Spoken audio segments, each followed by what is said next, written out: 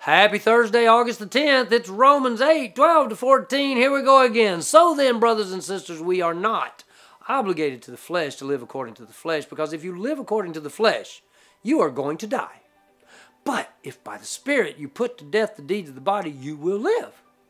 For all those led by God's Spirit are God's sons. Guess what, y'all? I want to live.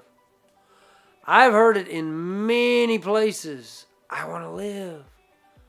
I want life.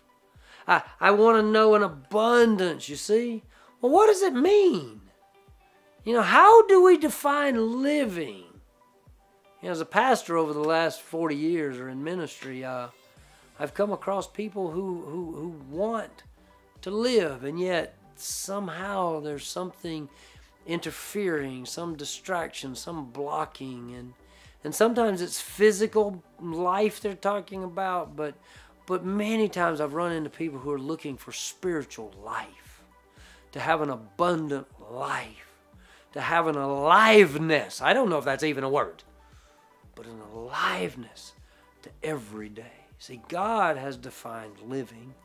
God lets us know what abundant life is, and yet Satan has also defined what living is for him. And what Jesus tells us is that the thief, Satan, really wants to kill, so that's not life at all. Everything in the world seems to be about self-living, self-serving, self-promote. It's sin. It's that statement, I want what I want when I want it. And that's of the devil. See, look out for that number one ideology. That idea that, okay, you got to look out for number one because nobody else is. You got to look out for yourself. You got to put yourself first. That's that what I want when I want it. Jesus promised abundant life. Satan promised to steal, kill, and destroy. Which one of those would you rather have? See, when we trust Jesus, we receive the promises of God. And in God's Word, there are thousands of promises like abundant life.